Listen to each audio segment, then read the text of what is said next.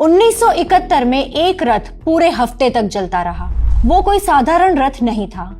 6 मंजिला बिल्डिंग जितनी ऊंचाई वाला रथ 1000 किलो वजन की रस्सियां उसे खींचती थी, जिसे देखने के लिए हर साल लाखों श्रद्धालु जुटते थे।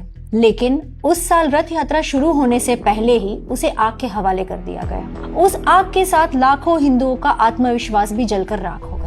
इतिहास के इस पन्ने को सालों तक सेक्युलरिज्म के नाम पर दबाकर रखा गया। क्या आप उस खौफनाक दौर को जानते हैं जिसकी राख आज भी बांग्लादेश की मिट्टी में दबी है? सवाल है, एक रथ से किसी फौज को इतनी दुश्मनी क्यों हो सकती है? और सिर्फ रथ ही नहीं, उसके मुख्य आयोजक और उनके जवान बेटे भी अचानक गायब हो गए। आज तक कोई नहीं जानता कि उनके साथ आखिर हुआ क्या था। इस पूरी कहानी के पीछे एक ऐसा मिलिट्री ऑपरेशन था जिसके बारे में भारत में बहुत कम बात होती है। नाम था ऑपरेशन सर्चलाइट, जिसमें 9 महीने तक हिंदुओं को सिर्फ उनके धर्म की वजह से बेरहमी से निशाना बनाया गया। हिंदू धर्म के त्योहारों का सिलसिला शुरू हो चुका है। इन सभी की शुरुआत होती है रथ यात्रा से। रथ यात्रा की बात होती है तो सबसे पहले पुरी का नाम आता है और उसके बाद अहमदाबाद की रथ यात्रा का। ये बातें हम बचपन से अपने दादा दादी और घर के बड़ों से सुनते आए हैं। हमने आत्मबोध की कहानियां तो सुनी, लेकिन शत्रुबोध की नहीं। जबकि इन्हीं अनकही कहानियों में इस सवाल का जवाब छिपा है कि डेमोग्राफी पर नियंत्रण और बहुसंख्यक बने रहना क्यों जरूरी है। और आज की इस कहानी के सबसे इम्पोर्टेंट कैरेक्टर है राणादा प्रसाद साहा, एक ऐसे बांग्लादेशी राष्ट्रभक्त जिन्होंने अपने देश के लिए सब कुछ किया, बांग्लादेश की अर्थव्यवस्था में बड़ा योगदान दिया।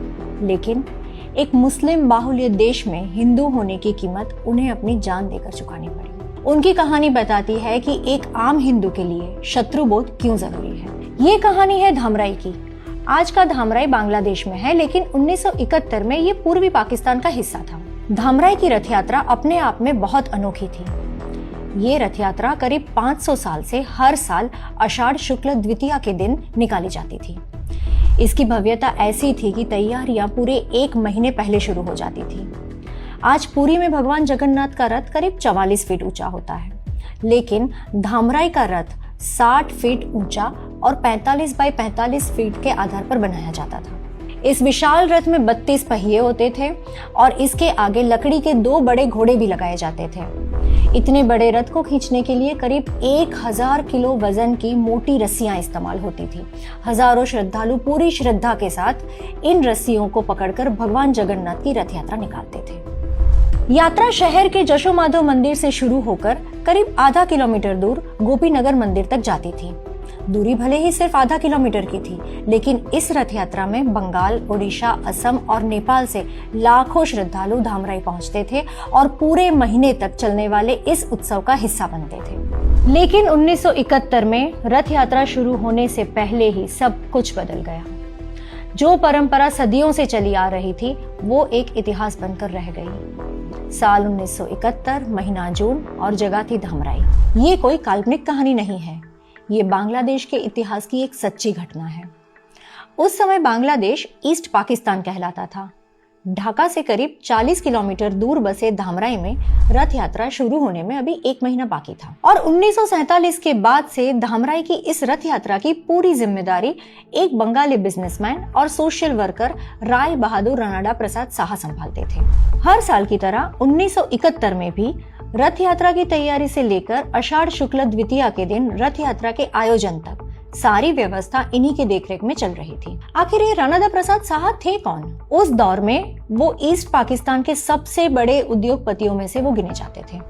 लेकिन उनकी पहचान सिर्फ एक इंडस्ट्रियलिस्ट की नहीं थी, वे बड़े समाज सेवी भी थे। उन्होंने कई चैरिटेबल ट्रस्ट्स और हॉस्पिटल्स बनवाए, महिलाओं की शिक्षा के लिए भारतेश्वरी विद्यापीठ की स्थापना की। उसके अलावा Kumudini college, Devendra college, Mirzapur pilot boys school, Mirzapur pilot girls school और मिर्जापुर डिग्री कॉलेज जैसे एजुकेशनल इंस्टीट्यूट्स भी शुरू किए, जो कि आज भी बांग्लादेश में लोगों की सेवा में कार्यरत है। और इस बीच आया वो समय, महीना था अप्रैल, साल था 1971। ईस्ट और वेस्ट पाकिस्तान के बीच पॉलिटिकल टेंशन धीरे धीरे अपने चरम पे पहुंच रहा था। लेकिन क्योंकि ये एक पूरी तरह से पॉलिटिकल लड़ाई थी, ज्यादातर हिंदुओं को लगा कि इसकी आग उन तक नहीं पहुंचेगी, क्योंकि आखिरकार ये तो 2 मुस्लिमों के गुट के बीच की लड़ाई थी और ठीक यही तो आरपी साहा भी सोच रहे थे। आरपी साहा के लिए वो एक बहुत ही सामान्य सा दिन था। अपना कामकाज खत्म करके साहा शाम को नारायणगंज के अपने घर लौटे। वो घर के बरामदे में बैठे आराम कर रहे थे। तभी अचानक एक मुस्लिम भीड़ उनके घर में घुस गई, जिसमें रजाकर और पाकिस्तानी मिलिट्री के कुछ लोग थे। उन्होंने राणादा प्रसाद साहा और उनके 27 साल के बेटे भवानी प्रसाद साहा को जबरदस्ती उठाया और अपने साथ ले गए। भवानी प्रसाद साहा के 2.5 साल के बेटे और उनकी 19 साल की पत्नी श्रीमती साहा रोते बिलखते रह गए। रोते बिलखते परिवार की चीख पुकार का भी उन जिहादियों पर कोई असर नहीं हुआ। फिर किसी कारण से राणादा प्रसाद साहा और उनके बेटे को 1 हफ्ते बाद छोड़ दिया गया, लेकिन राहत ज्यादा देर तक नहीं टिकी। अगले ही दिन 7 मई 1971 को पाकिस्तान की फौज फिर से आई और दोनों पिता पुत्र को दोबारा उठाकर ले गई, और इस बार वो कभी नहीं लौटे। उनके साथ आखिर हुआ क्या, उन्हें कहां ले जाया गया, इसका आज तक कोई भी ऑफिशियल जवाब नहीं मिला। उनकी गुमशुदगी आज भी एक रहस्य बन चुकी है। उस समय ऐसी बातें भी सामने आई थी कि नराधम जिहादी भेड़ियों ने उनकी हत्या के बाद शवों के टुकड़े टुकड़े करके उन्हें नारायणगंज के पास शीतलक्षा नदी में फेंक दिया। उधर साहा का परिवार उन्हें खोजने के लिए हर दरवाजे पर गया, सरकारी दफ्तरों के चक्कर लगाए, डिप्लोमेट्स की मदद मांगी, यहाँ तक कि भारत सरकार से भी उम्मीद लगाई कि शायद कोई सुराग मिल जाए। परिवार को उम्मीद थी कि अगर वो जिंदा नहीं तो कम से कम उनके साथ क्या हुआ इसकी कोई तो जानकारी मिल जाए, लेकिन हर कोशिश के बाद भी उनके हाथ सिर्फ निराशा ही लगी। आखिरकार 48 साल बाद 2019 में बांग्लादेश के इंटरनेशनल क्राइम्स ट्रिब्यूनल ने इस मामले में फैसला सुनाया। ट्रिब्यूनल ने रजाकर संगठन से जुड़े एक बांग्लादेशी आरोपी को फांसी की सजा दी। करीब 50 साल तक अपने पति और ससुर के इंतजार में जी रही श्रीमती साहा की आंखें उस दिन भर आई जब अदालत ने अपने फैसले में कहा कि इन अपराधियों का मकसद मिर्जापुर टांगाइल के हिंदू समुदाय को पूरी तरह से खत्म करना था।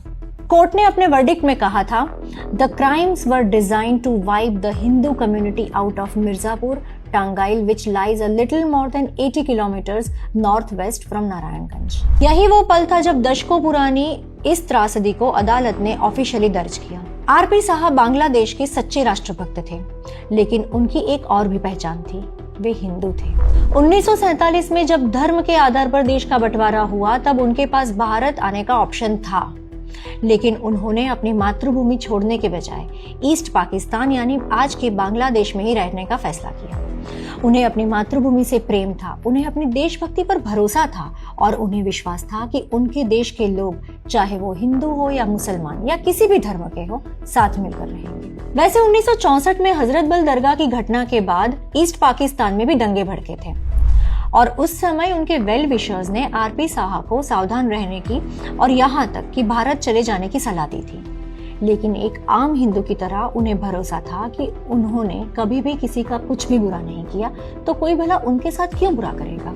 और उसमें भी उन्होंने अपने देश और उसकी अर्थव्यवस्था के लिए इतना योगदान दिया था कि आज भी उनके नाम पर कई संस्थाएं चल रही हैं। इन संस्थाओं की देखरेख आज उनके ग्रैंडसन राजीव साहा करते हैं। आरपी साहा सिर्फ एक एवरेज प्रैक्टिसिंग हिंदू थे। आरपी साहा कोई राजनीतिक व्यक्ति नहीं थे, ना ही किसी हिंदू संगठन से जुड़े थे, ना भारत सरकार से उनका कोई संबंध था। वो आपके और मेरी तरह एक सामान्य हिंदू थे, अपने काम से काम रखने वाले, बिजनेस और समाज सेवा करने वाले। उनके लिए रथ यात्रा जितनी आस्था का विषय थी, उतनी ही सहजता से वो मुस्लिम के त्योहारों का भी सम्मान करते होंगे, जिसकी गवाही कुमुदिनी ट्रस्ट आज भी हर साल ईद को जोर शोर से मना कर देता है। इन सब के बावजूद भी मुसलमानों ने उन्हें नहीं छोड़ा, क्योंकि आरपी साहा को एक एवरेज हिंदू बनकर एवरेज मुसलमानों के बीच रहना था।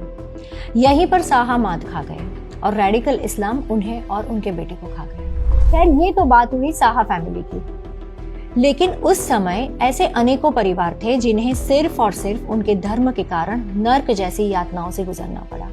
जो कश्मीरी हिंदुओं के साथ रलेव चालेव गालेव हुआ, उसी तरह 1971 में भी बांग्लादेशी हिंदुओं के साथ हुआ। या तो कन्वर्ट हो जाओ या पलायन करो या समस्त परिवार का खात्मा। और ये ब्रूटल कत्लेआम सिर्फ 1 या 2 महीने नहीं चला। मई 1971 से शुरू होकर अक्टूबर यानी लगभग 6 महीने तक ये सब कुछ चला और उस समय के दौरान जो जो हिंदू फेस्टिवल्स आए उनमें भी ऐसे ही खूनी हिंसाएं हुई या तो त्योहार आयोजित ही नहीं हुए। और इस समय सीमा में सबसे पहला त्योहार आया रथ यात्रा। Just like RP Saha, Bangladesh के हिंदू भी एक एवरेज हिंदू की तरह ही अपने बांग्लादेशी भाइयों पर विश्वास रखकर पूरे उत्साह के साथ रथ यात्रा की तैयारी में जुट गए। और इस बीच पाकिस्तान की फौज लगातार हिंदुओं पर दबाव बना रही थी। डराने धमकाने की कोशिशें भी हुई। दिमाग में हिंसा और दिल में हिंदुओं के लिए भयानक नफरत रखने वाले मुसलमानों ने सारी हदें तब पार कर ली जब रथ यात्रा के वो भव्य रथ को ही जला डाला। और ये रथ एक पूरे सप्ताह तक जलता रहा, जिसकी भव्यता की बात हमने आपको आगे बताई। क्योंकि जिहादी रजाकारों का अल्टीमेट गोल तो समस्त हिंदू धर्म का विनाश का था, और जो कि आज भी शायद है। लेकिन श्रद्धा इतनी मजबूत थी कि लोग रथ यात्रा की तैयारियों में लगे रहे। दूसरी तरफ कट्टरपंथी जिहादी भी अपनी नफरत के साथ मौके की तलाश में थे। उनका निशाना सिर्फ एक रथ यात्रा नहीं, तमाम हिंदू पहचान और उनकी परंपराएं थी। लेकिन सवाल है कि क्या उनका मकसद सिर्फ एक रथ जलाना था? नहीं, उस आग के साथ हिंदुओं की आस्था, महीनों की मेहनत, रथ यात्रा को लेकर उनका उत्साह और मोस्ट इम्पॉर्टेंटली सदियों पुरानी विरासत को भी खत्म करने की कोशिश की। ये पूरी कहानी और आरपी साहा के पिता पुत्र के बलिदान ने हमें सिखाया कि जब आपके आसपास विचारधारा ही जिहादी हो तो आपकी दानशीलता, आपकी राष्ट्रभक्ति भी आपको सुरक्षित नहीं रख सकती। यहाँ पर सबसे बड़ा सवाल खड़ा होता है, जिस दौर में श्रीनगर में हजरत बल दरगाह से पैगंबर मोहम्मद का सिर्फ एक बाल गायब होने की खबर पर बड़े पैमाने पर हिंसा भड़क गई थी, उस दौर में धामराई में भगवान जगन्नाथ का पूरा रथ जला दिया गया। और 1971 के बाद धामराई की वो भव्य रथ यात्रा फिर कभी नहीं लौटी। वो पिता पुत्र भी वापस नहीं लौटे। जो लाखों हिंदू उस समय पलायन कर गए थे, वे भी कभी अपनी माटी के पास वापस नहीं लौटे। लेकिन सवाल उठता है, आखिरकार ये सब हुआ क्यों?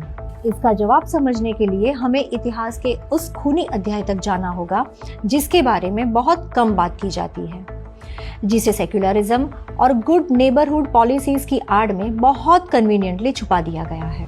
Operation Searchlight. तो क्या था ये ऑपरेशन सर्चलाइट? ये कौन सा खौफनाक दौर था जिसने एक पूरी सभ्यता को लहूलुहान कर दिया? और हजरत बल दरगाह की वो घटना कैसे इस कत्लेआम का एक ट्रेलर बनी? ये जानने के लिए हमारे साथ बने रहिए। इसी वीडियो के अगले भाग में हम यही सब सवालों के जवाब लेकर वापस आएंगे। देखते रहिए ऑप इंडिया।